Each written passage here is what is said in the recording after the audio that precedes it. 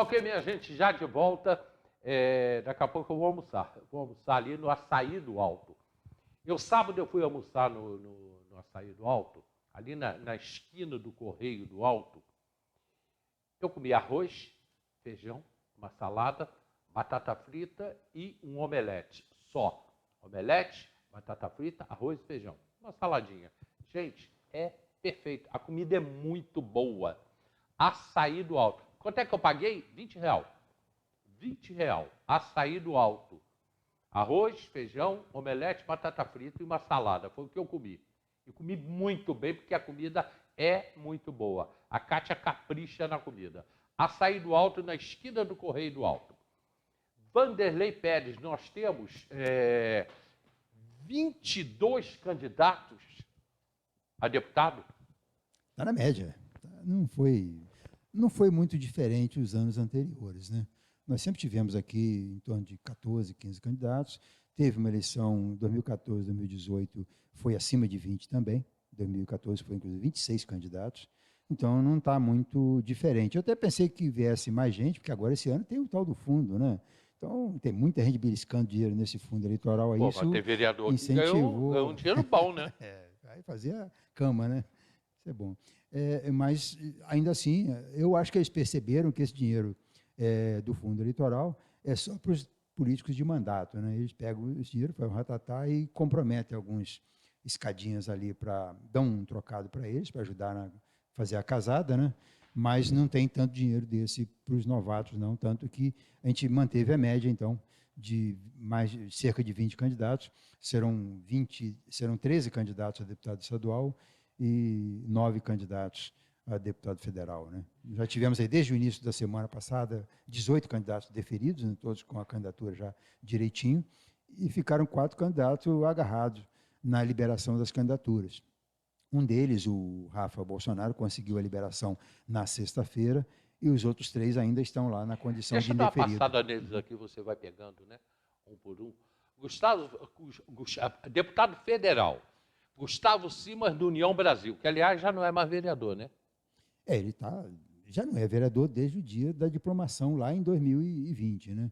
Porque a condição dele, a decisão da juíza da comarca era clara, e toda aquela coisa do TRE, aqueles recursos, era só procrastinação para continuar no mandato. Então, ou seja, o André do Gás deve assumir, falta apenas um procedimento de comunicação à Câmara, na próxima semana, e certamente ele já está assumindo, ou talvez semana já ainda, o André esteja assumindo essa cadeira, se é que vai ser dele, porque ainda a justiça que vai dizer se é dele ou não. Porque pela retotalização, pelo que a gente entende, seria o PP que vai fazer um vereador a mais. Então, ele sai da condição de primeiro suplente para a condição de eleito. O partido não faria 2. Mas a justiça que vai dizer, e deve dizer essa semana. Então, nós temos, para deputado federal, 9 candidatos. Gustavo Simas, do União Brasil, Maurício Lopes, do União Brasil, Marcos Jaron, do Solidariedade, Newton Salomão, Cidadania, Roberta Barcelos, PSOL, Marcos Juliano, do Novo, Nelson Durão, do PROS, Ivanda Saúde, do Republicanos, e Leandro Neves, do PP. E eu botei aqui uma interrogação, porque o Leandro Neves ainda não está certa a candidatura dele? A questão do Leandro Neves, do Will Bragança e do Ziriguindim, que são os outros 2 estaduais também que estão agarrados ainda para a liberação da candidatura, é mais uma condição da justiça eleitoral do que da condição deles mesmos, né? Porque a justiça consegue fazer um processo de registro de candidatura e consegue não finalizar o processo até o início da campanha, que é o grande erro, né? Você tem que começar esse processo de legalização dos registros 1 mês antes, 2 meses antes ou 1 ano antes, mas o que não pode é você mandar o cara para a rua pedir voto e ele ainda está na condição de poder ser ou não candidato. Isso gera uma instabilidade para a campanha e para o próprio eleitor, né? Isso é muito ruim, essa coisa. E são exigências, algumas são estúpidas. Por exemplo, o caso do Rafa Bolsonaro, olha que coisa, imagina, o nome dele é Rafael Santos.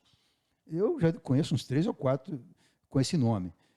Imagina o que é você tirar uma certidão criminal em nome de Rafael Santos. Quando ele foi tirar, apareceu um monte de Rafael Bandido com um monte de mandado de prisão e condenação. Aí ficou difícil. Agora, por que a justiça me dá uma certidão pelo nome e não pelo CPF do sujeito, ou pela filiação que seja? Porque você vai ter vários homônimos, mas não tem homônimo de pai e mãe. Seria uma raridade encontrar um sujeito com o nome de Rafael Santos que a mãe é o mesmo nome e o pai é o mesmo nome. E se é assim, busca o avô, então. Você tem um processo de filiação, você tem as informações ali no computador. Então, há uma má vontade muito grande da justiça de fazer o serviço direito. E, no caso aí, esses candidatos que estão agarrados no deferimento da candidatura até agora, culpa mais do processo de deferimento das candidaturas, que é uma preciosidade muito grande, é aquela coisa de cumprimento de prazo com 24 horas, é tudo muito ágil, é dificuldade de tirar uma certidão. Hoje dá para tirar pela internet, mas você chega lá e tem várias... quando você tem um homônimo, você tem que tirar com notas de rodapé, aí já fica mais difícil de tirar a certidão. Ou seja, mas, de qualquer forma, nós estamos aí com 3 candidatos ainda sem o deferimento e já estão nessa condição para a urna, porque agora não muda mais, já estão na condição de indeferido com recurso.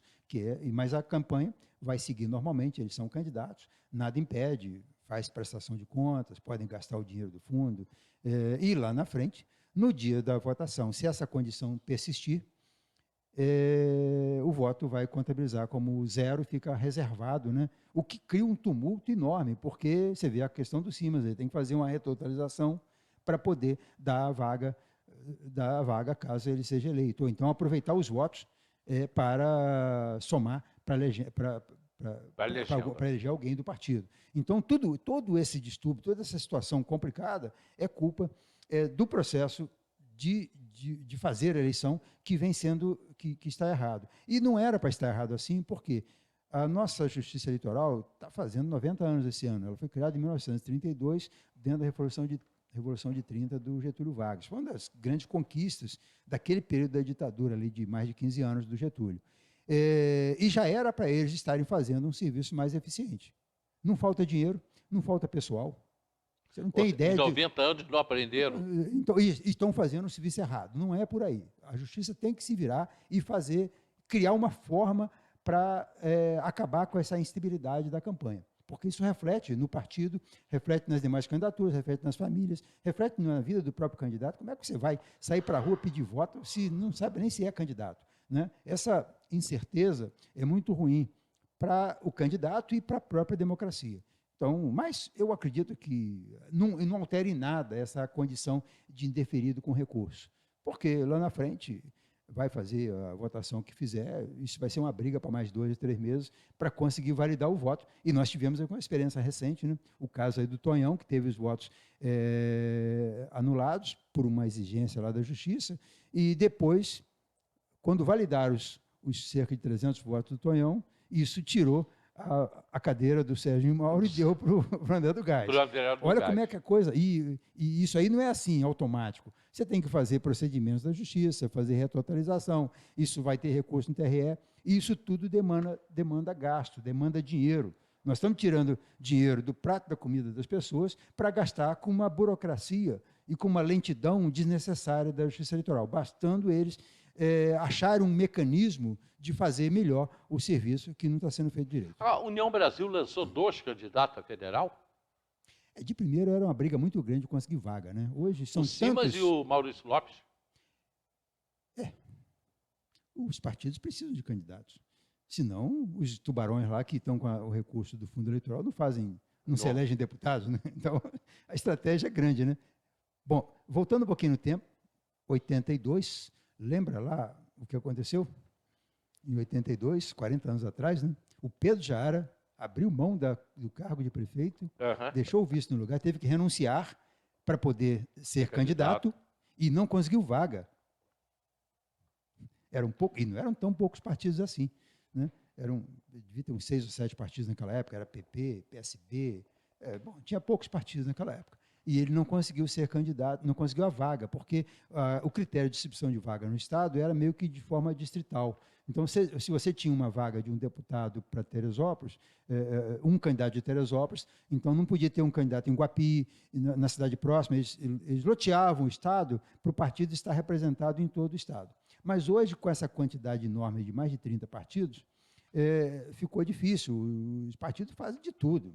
Não importa se o candidato vai fazer 300 votos ou 500, ele quer que o candidato esteja lá para fazer a escada, para conseguir aquele quociente então, dentro do partido e eleger uma cadeira. E tem candidato aqui em Teresópolis que recebeu do fundo partidário cerca de R$10 mil. E tem candidato aqui que recebeu R$300 mil.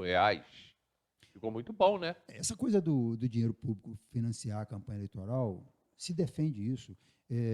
Muitos países, o Brasil mesmo, eu vi vários discursos antes disso ser implantado, de que era necessário e que era bom para a democracia que o dinheiro viesse de um fundo de dinheiro público e não de dinheiro de corrupção, como era antes, dinheiro de Petrobras, dinheiro de Lava Jato, aquele dinheiro de sacanagem que tinha de primeiro, que patrocinava essas campanhas milionárias que nós tínhamos até então. Os grandes empreendedores. E agora quem faz isso é dinheiro público. Só que quando fizeram isso começou com o tal do Eduardo Cunha.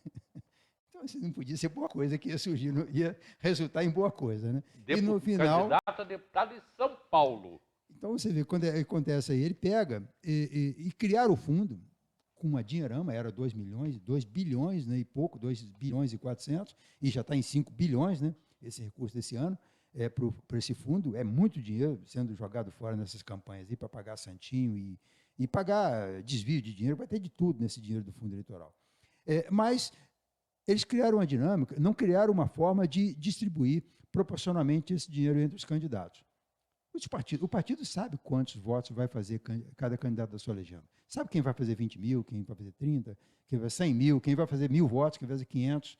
Ele já sabe direitinho quem vai. Ele tem uma noção, porque pela projeção das candidaturas eles têm essa ideia. Então, esse dinheiro deveria ser distribuído proporcionalmente, pelo menos, pela previsão de voto de cada candidato. Não estou nem querendo que divida aquela dinheirama toda pelos 50 candidatos do partido. Né? Uhum. Aí você tem aí um Leonardo Pisciani, que ele esconde o nome Pisciani agora, porque mudou. Tem vergonha. Tanto né? ele quanto o irmão, né? Não estão usando mais o Pisciani. Está o Leonardo, que é o do Rio, que é o dono do MDB. Ele tem 2 milhões e meio para a campanha. Isso é tanto dinheiro, cara. Você tem uma ideia, o Hugo Leal, que é um deputado de ponta, é 1.400.000. Né, em relação a ele. E é um deputado que é o número 1 do orçamento do governo federal, ou seja, é o cara que tem uma importância em Brasília muito grande, tem 1.400.000. O cara que não conseguiu se eleger, que foi deputado porque arrumaram um jeito, tiraram o primeiro suplente, o segundo, o terceiro, para ele poder entrar, fizeram um arranjo para ele virar deputado, ele agora é dono de um partido e fica com mais de 2 milhões do fundo partidário para fazer a sua reeleição. Ele vem aqui, dá 20 mil para um candidatinho de 300 votos, dá mais 10 mil para um de 100 votos, e assim vai fazendo, e faz aquela dobrada, duro, que vai precisar desse dinheiro para fazer a dobrada, senão nem dinheiro para o Santinho tem, porque o partido não vai dar mesmo, ele vai ter que dar os pulos dele para arrumar. Então, esses deputados de mandato, com possibilidade de fazer boa votação, eles arranjaram um jeito de perpetuar no poder. E esse modelo do fundo eleitoral está fazendo isso. Né? Na eleição passada, eu lembro que o PSB tinha 2 milhões e 100 para fazer a campanha de todos os candidatos a deputado estadual e federal do Rio de Janeiro, e esse Alessandro Molon, que é candidato ao Senado agora, ficou com 1.700.000 para ele. Ele sozinho. Aí ele faz 300, 400 mil votos, o cara fala assim, o cara é bom de voto. Não, o cara é bom de voto porque ele pecou com todo o dinheiro do partido. Então, ele fez todas as estratégias para se conseguir o voto. Isso queira ou não entender de outra forma, isso é compra de voto, que é uma forma que a Justiça criou, que eles criaram um modelo de fundo para perpetuar os mandatários, os deputados de mandato. Deputado estadual, nós temos 13 candidatos. Tem candidato aqui que eu nem sei quem é. Marquinhos Faria, do PSDB, Fernando Pfister, do Cidadania, Carol Quintana, do PT, Maria Bertotti, do PSOL, Regina Fechó, do PSD, Silvinho Despachante, dos Republicanos, Amor Laurindo, do MDB, Leonardo Vasconcelos, do União Brasil, Pedro Werneck, do PTB, Celso Damasio, do Patriotas. E ainda aguardando aí o Will Bragança, do PRTB, Rafa, apoiadores do Bolsonaro do PL, Ziriguidin, o eterno candidato do PRTB. 13 candidatos. Tá bom, né? Bastante candidato. Mas isso aí é o processo. Nós temos aí cerca de 130 mil eleitores em Teresópolis e o eleitor não vai ser por falta de opção que ele vai deixar de votar. Embora as pesquisas estejam dando aí cerca de 70% dos eleitores estão dizendo que estão indecisos ou que não sabem quem votar. Na verdade, eles não sabem nem que existe eleição. Isso é verdade. Eles acham que vai ter eleição só para presidente. É só eleição para votar contra o Bolsonaro ou contra o Lula, não é eleição para votar em deputado, em senador, em outros cargos. Então, esse processo eleitoral também, onde se permite essa polarização tão grande entre as candidaturas de presidente, né? E nós já tivemos modelos diferentes, onde a eleição de presidente era independente das demais candidaturas, justamente para favorecer a formação a confecção de um parlamento melhor. Um bom Congresso. Né? Porque se você não tem essa briga de Lula e Bolsonaro, ou desses dois que estão aí aparentemente nos primeiros lugares na pesquisa, se você não tem essa polarização, você vai se preocupar com o que é melhor para a sua região, o melhor deputado federal, o melhor deputado estadual. Poxa vida, vamos trabalhar para esse candidato aqui? Não, todo mundo está preocupado com essa briga principal, que é o jogo principal, né? É o jogo das duas candidaturas, da candidatura de presidente. E aí chega ao ponto das pessoas estarem alheias até a eleição de governo do Estado, né? A pessoa tem uma certeza já de o que vai fazer com o voto no dia da eleição com relação ao presidente, mas não sabe ainda, não tem nem ideia. Está deixando para decidir mais na frente o que fazer com o voto para candidato ao governo. Polarizou para governador do Estado. Mas polarizar pouco com relação à eleição de presidente, né? E muita gente não sabe quem são os candidatos a governador ainda, porque as pessoas pensam muito que os candidatos são só o Castro e o Freixo, que são os dois que estão aparentemente nos primeiros lugares na pesquisa. Mas nós são 13 candidatos, né? Até o Witzel é candidato. Até o Witzel. Então, ou seja, queira ou não, ele está dizendo que é candidato, está com um problema, está com um probleminha na candidatura lá, mas vai para a urna, né? Então, o eleitor, se ele não tivesse essa briga da eleição principal, que é a eleição de presidente, ele poderia estar mais preocupado, mais propenso a avaliar esses nomes que estão sendo oferecidos para o governo do Estado e principalmente para deputado estadual e para deputado federal. A escolha de um bom nome para deputado estadual e para deputado federal impacta muito mais no país do que na própria escolha de um candidato a presidente. Porque a gente percebeu isso agora com o Bolsonaro, quem manda no país, de fato, é o Congresso, são os deputados, ao ponto do presidente abrir mão de todos os seus princípios e namorar e casar e amigar lá com o Centrão, porque não havia outra solução para ele. Como também fez o Lula lá atrás, quando, com aquela coisa da pureza da esquerda e tal, ela vem e tem que fazer composição com o Centrão também. Não digo assim, Centrão de forma pejorativa, mas com essa maioria dos deputados consorciados numa legenda, num grupo dentro da Câmara, para poder beliscar os ministérios, os recursos, né? Então, esse modelo aí é um modelo que existe e faz parte do processo político, não tem como fugir disso.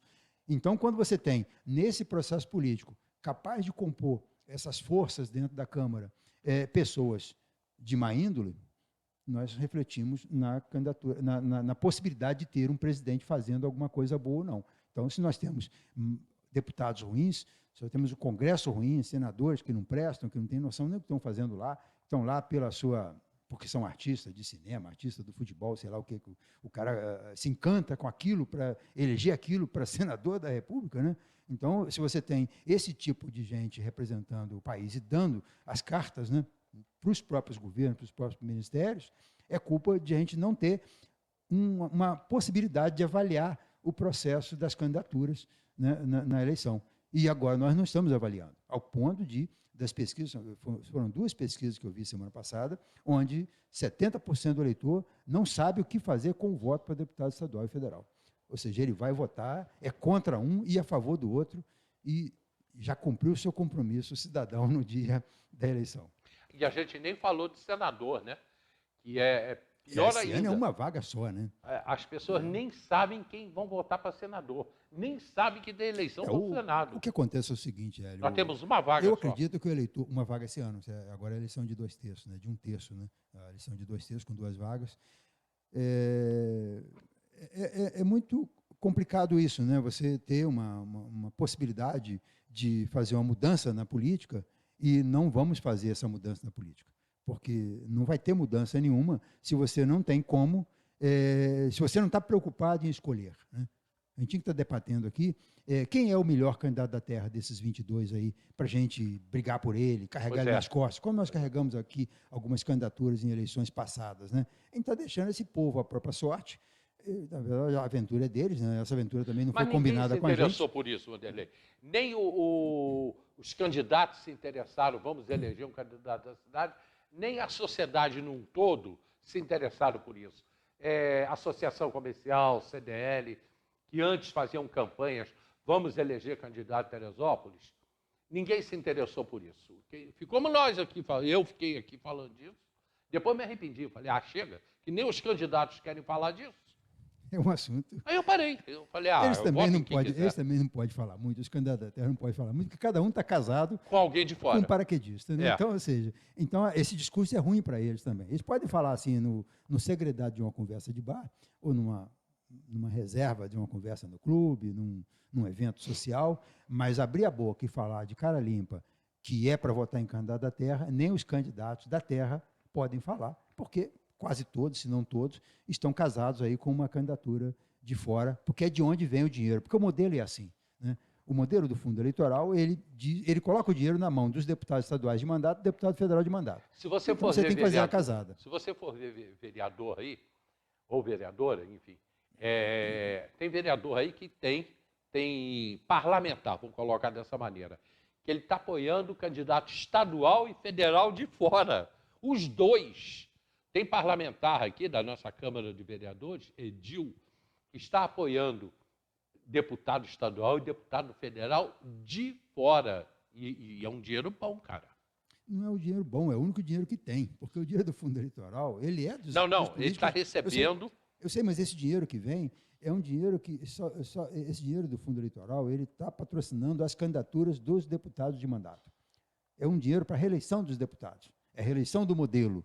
Não é para criar uma Câmara melhor, escolher pessoas melhores que são novas na política para fazer uma coisa diferente. Então, esse modelo que está aí vai ser para juntar esses votos. E nós estamos numa eleição agora, em função da internet, em função de uma série de situações, dessas modernidades de hoje, nós temos uma eleição muito globalizada, né? Antes, para um paraquedista vir aqui, ele tinha que fazer muito exercício. Era muito almoço, muito jantar, muito encontro com pastor de igreja, para conseguir criar uma base eleitoral na cidade. Hoje, eles fazem isso pelo Zap, criam estrutura, já o dinheiro vai por Pix, entendeu? Ou seja, tudo é a facilidade de organizar uma estrutura de candidatura paraquedista, uma candidatura de fora na cidade é muito maior. Então, nós vamos ter aí uma possibilidade de uma eleição com pouquíssimo voto para os candidatos da Terra, e muitos votos para os paraquedistas, porque é uma tendência já das últimas eleições. Nós chegamos a ter aqui 70 mil votos para os candidatos da cidade, 60 mil, 50, 40, 30, e agora cada dia vai ser menos. Eu espero que os candidatos daqui estejam fazendo a mesma coisa que os de fora estão fazendo vindo aqui, indo em outras cidades. Porque quem não for em outra cidade vai amargar aí a votação de 500 votos, 1.000 votos, ou menos de 2 até, porque essa vai ser uma eleição de poucos votos, no geral. 70% do eleitor não sabe ainda em quem votar, e já falta menos de 2 semanas. Em menos de 2 semanas, não vai dar tempo desses eleitores escolherem alguém, até porque também eles têm outras preocupações, conta de luz para pagar, vaga de emprego para tentar conseguir, ou seja, as pessoas pensam que o eleitor só pensa em política. Quem pensar em política é o candidato. O eleitor tem os seus problemas para resolver. E ele vai resolvendo os seus problemas quando chegar no sábado da véspera da eleição, que se é amanhã, eu já sei. Eu vou votar contra aquele candidato a presidente e talvez vote nesse governador aqui. E vai ficar sem escolher o candidato ao governo para deputado federal e estadual. Eu sei que é muito bom para alguns políticos aqui de Teresópolis apoiarem candidatos de fora. Na última eleição, nós tivemos alguns políticos aqui em Teresópolis que apoiaram o Eduardo Cunha, né? Um dos maiores ladrões desse país, que estava preso e conseguiu a liberação e vai ser candidato em São Paulo. Ele não é candidato nem no Rio, você sabe, Eduardo. Nem o Moro conseguiu, né? Nem o Moro conseguiu ser candidato em São Paulo. Né? Nem o Sérgio Moro conseguiu, e ele é candidato a deputado em São Paulo, você sabia, né? Eduardo Cunha. Mas aqui no Rio ele tem a filha dele, né, candidata, né? A filha dele é candidata. E ele é candidato em São Paulo, o Eduardo Cunha. E ele fez 6.000 votos em Teresópolis na última eleição. Que absurdo, né? Bom, enfim, vida que segue, chegamos ao final do programa de hoje. Esse assunto não pode parar. Nas próximas 2 semanas, Vanderlei vai vir muito aqui, porque a gente vai falar de eleições. Como ele falou, nós estamos a menos de 2 semanas da maior eleição dos últimos anos. Polarizada, tanto que a gente não sabe ainda, quer dizer, eu sei, a gente não sabe ainda nem quem vai votar para senador. E é uma vaga só. Muito obrigado a todos vocês pelo carinho. Vanderlei, obrigado, meu irmão. Cá estamos, meu caro. Precisando, a gente volta e vamos falar mais um pouquinho de eleição. Vamos lembrar o nome desses candidatos e lembrar também, lembra quem não gosta de candidato da terra, que procure lá na lista de candidatos de fora alguém que seja uma referência de pessoa de bem, de pessoa correta, para ser o seu deputado estadual, para ser o seu deputado federal, porque para melhorar o exercício da presidência, para melhorar o país, você precisa de ter um Congresso melhor, você precisa de uma Câmara de Deputados melhor. E para o Senado, então, nem se fala. Né? Vamos parar de votar em qualquer um para senador e olhar o perfil daquele candidato. O cara sabe falar, o cara conhece os problemas do país de fato, o cara tem procedimentos. Então, esse tipo é o candidato ideal para qualquer uma dessas vagas, né? Com deputado certeza. Estadual, federal e também o Senado. Júnior já está chamando a gente, que já estouramos em 5 minutos. No programa de amanhã, aonde é que nós tivemos sexta-feira? Eu e você à noite? Rapaz, tivemos na Beira Linda o lançamento da Casa da Inovação, que o Alex abriu por lá. Né? Muito bacana aquele evento. Vale a pena divulgar esse espaço. No programa de amanhã a gente está falando com o pessoal da Beira Linha.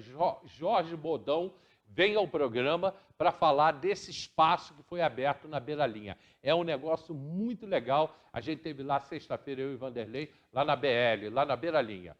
Pessoal, muito obrigado. Até o programa de amanhã. Tchau.